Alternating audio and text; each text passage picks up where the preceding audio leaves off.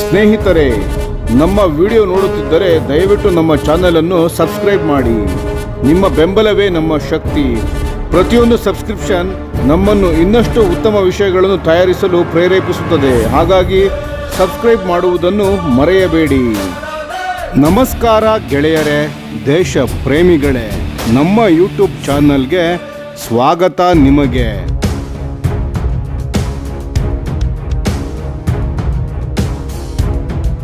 ಪಾಕಿಸ್ತಾನವು ಈಗ ಬಾಂಗ್ಲಾದೇಶದೊಂದಿಗೆ ಸೌದಿ ಅರೇಬಿಯಾದಂತೆಯೇ ಭದ್ರತಾ ಮತ್ತು ರಕ್ಷಣಾ ಒಪ್ಪಂದ ಮಾಡಲು ಮುಂದಾಗಿದೆ. ಈ ಬೆಳವಣಿಗೆ ಭಾರತಕ್ಕೆ ಏನನ್ನು ಅರ್ಥ ಕೊಡುತ್ತದೆ? ಏಕೆ ನವದೆಹಲಿಗೆ ಇದೊಂದು ದೊಡ್ಡ ಚಿಂತೆಯಾಗಿದೆ? ಇದನ್ನೆಲ್ಲ ಇಂದಿನ ವಿಡಿಯೋದಲ್ಲಿ ವಿವರವಾಗಿ ನೋಡೋಣ. ಲಭ್ಯವಾದ ಸೀನಿಯರ್ ರಾಜತಾಂತ್ರಿಕ ಮತ್ತು ವಿದೇಶಾಂಗ ಮೂಲಗಳ ಪ್ರಕಾರ ಪಾಕಿಸ್ತಾನ ಮತ್ತು ಬಾಂಗ್ಲಾದೇಶವು ಒಂದು ಮ್ಯೂಚುವಲ್ ಡಿಫೆನ್ಸ್ ಅಗ್ರಿಮೆಂಟ್ ಅಂದರೆ ಪರಸ್ಪರ ರಕ್ಷಣಾ ಒಪ್ಪಂದಕ್ಕೆ ಹತ್ತಿರವಾಗುತ್ತಿವೆ. ಈ ಒಪ್ಪಂದವು ಇಸ್ಲಾಮಾಬಾದ್ ಈಗಾಗಲೇ ಸೌದಿ ಅರೇಬಿಯಾ ಸೇರಿದಂತೆ ಕೆಲವು ದೇಶಗಳೊಂದಿಗೆ ಹೊಂದಿರುವ ರಕ್ಷಣಾ ಸಹಕಾರ ಒಪ್ಪಂದಗಳಂತೆಯೇ ವ್ಯಾಪ್ತಿಯುಳ್ಳದ್ದಾಗಿರಲಿದೆ ಎನ್ನಲಾಗಿದೆ. ಇದು ಪಾಕಿಸ್ತಾನ ಮತ್ತು ಬಾಂಗ್ಲಾದೇಶ ಸಂಬಂಧಗಳಲ್ಲಿ ಒಂದು ದೊಡ್ಡ ತಿರುವು ಎಂದೇ ಹೇಳಬಹುದು. ಪಾಕಿಸ್ತಾನದ ವಿದೇಶಾಂಗ ಸಚಿವಾಲಯದ ಉನ್ನತ ಮೂಲವೊಂದು CNN ನ್ಯೂಸ್ 18ಗೆ ಹೇಳಿರುವಂತೆ, ಈ ಒಪ್ಪಂದದ ಡ್ರಾಫ್ಟ್ ಮತ್ತು ಅಂಶಗಳನ್ನು ಅಂತಿಮಗೊಳಿಸಲು ಪಾಕಿಸ್ತಾನ ಮತ್ತು ಬಾಂಗ್ಲಾದೇಶ ಒಂದು ಸಂಯುಕ್ತ ವ್ಯವಸ್ಥೆ ಜಾಯಿಂಟ್ ಮೆಕಾನಿಸಮ್ ಅನ್ನು ಸ್ಥಾಪಿಸಿವೆ. ಇದರಿಂದ ಎರಡೂ ದೇಶಗಳ ನಡುವೆ ಮಿಲಿಟರಿ ಟು ಮಿಲಿಟರಿ ಎಂಗೇಜ್ಮೆಂಟ್ ಅಂದರೆ ನೇರ ಸೇನಾ ಸಹಕಾರ ಗಂಭೀರವಾಗಿ ವಿಸ್ತರಿಸಿರುವುದು ಸ್ಪಷ್ಟವಾಗಿದೆ.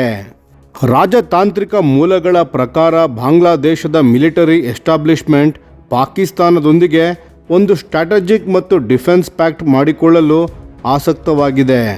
ಈ ಕುರಿತು ಎರಡೂ ದೇಶಗಳ ಸೇನಾ ನಾಯಕರ ನಡುವೆ ಹಲವಾರು ಸುತ್ತಿನ ಮಾತುಕತೆಗಳು ಈಗಾಗಲೇ ನಡೆದಿವೆ. ಇತ್ತೀಚಿನ ತಿಂಗಳಲ್ಲಿ ಬಾಂಗ್ಲಾದೇಶ ಮತ್ತು ಪಾಕಿಸ್ತಾನ ನಡುವಿನ ಸಂಬಂಧಗಳು ವೇಗವಾಗಿ ಬೆಳೆದಿವೆ. ಎರಡೂ ದೇಶಗಳ ಸೇನೆ, ವಾಯುಪಡೆ ಮತ್ತು ನೌಕಾಪಡೆಗಳ ಉನ್ನತ ಅಧಿಕಾರಿಗಳು ಒಬ್ಬರೊಬ್ಬರ ದೇಶಗಳಿಗೆ ಭೇಟಿ ನೀಡಿ ಭದ್ರತಾ ಸಹಕಾರವನ್ನು ಬಲಪಡಿಸಿದ್ದಾರೆ. ಈ ಭೇಟಿಗಳ ಫಲವಾಗಿ ಟ್ರೈನಿಂಗ್, ಸಾಮರ್ಥ್ಯ ವೃದ್ಧಿ ಮತ್ತು ವೃತ್ತಿಪರ ವಿನಿಮಯಕ್ಕೆ ಸಂಬಂಧಿಸಿದಂತೆ ಹಲವಾರು ಮಿಲಿಟರಿ MOUಗಳು ಸಹ ಸಹಿಯಾಗಿವೆ.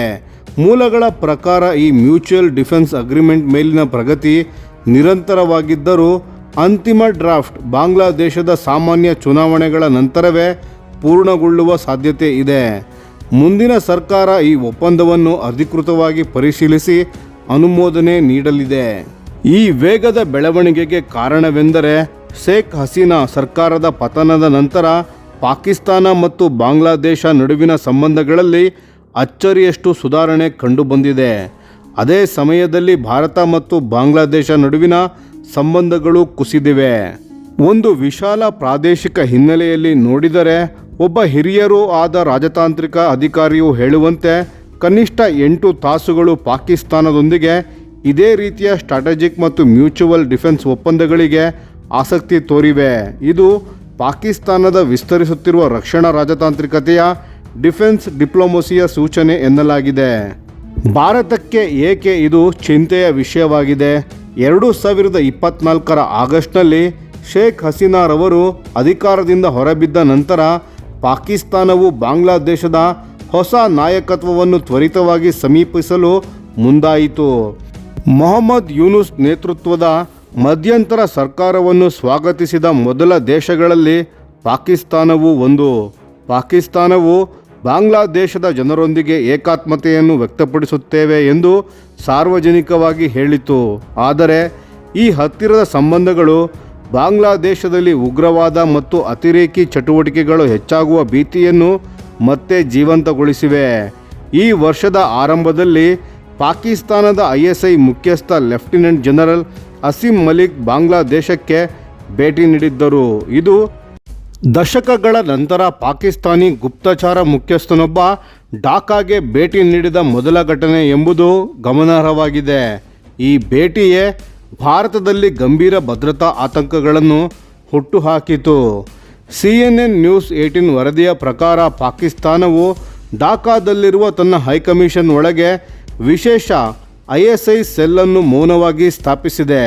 ಈ ISI ಸೆಲ್ ಸ್ಥಾಪನೆಯು ಪಾಕಿಸ್ತಾನದ ಜಂಟಿ ಸೇನಾ ಮುಖ್ಯಸ್ಥರ ಸಮಿತಿಯ ಅಧ್ಯಕ್ಷ ಜನರಲ್ ಸಾಹಿರ್ ಶಂಷದ್ ಮಿರ್ಜಾ ಅವರು 4 ದಿನಗಳ ಬಾಂಗ್ಲಾದೇಶ ಭೇಟಿಯ ನಂತರ ನಡೆಯಿತು ಎಂದು ತಿಳಿದು ಬಂದಿದೆ.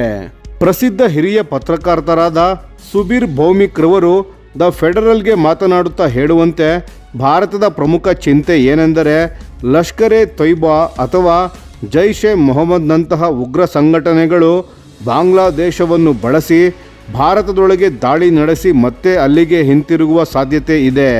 ಅಂತಹ ಪರಿಸ್ಥಿತಿ ಉಂಟಾದರೆ ಅದು ಭಾರತ ಮತ್ತು ಬಾಂಗ್ಲಾದೇಶವನ್ನು ನೇರ ಸಂಘರ್ಷದ ದಾರಿಗೆ ತಳ್ಳಬಹುದು.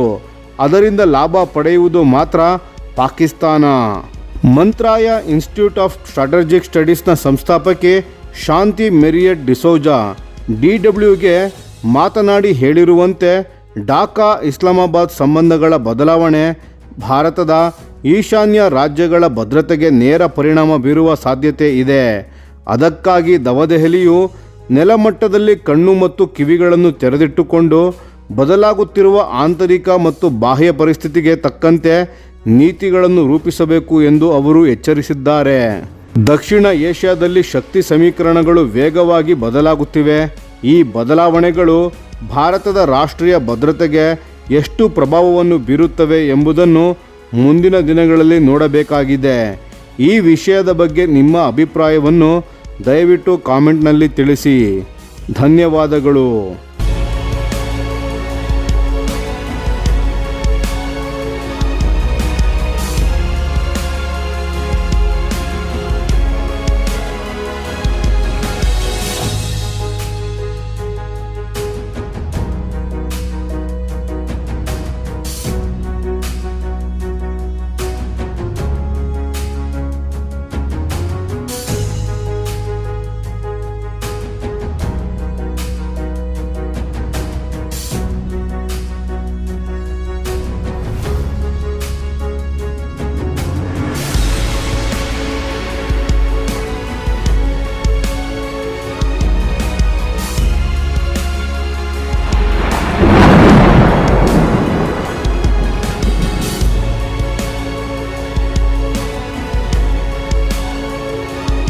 ಈ ವಿಡಿಯೋ ನಿಮಗೆ ಇಷ್ಟವಾಗಿದ್ದರೆ ಲೈಕ್ ಮಾಡಿ ಮತ್ತು ನಮ್ಮ ಚಾನೆಲನ್ನು ಸಬ್ಸ್ಕ್ರೈಬ್ ಮಾಡಿ ಹಾಗೂ ಬೆಲ್ ಐಕಾನ್ ಒತ್ತಿ.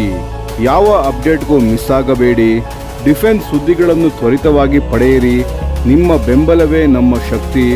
ಭಾರತ ಬಲಿಷ್ಠವಾಗಲಿ ಎಂದು ಆಶಿಸುತ್ತಾ ಭಾರತ ಮಾತೆಗೆ ಜೈ. ಧನ್ಯವಾದಗಳು.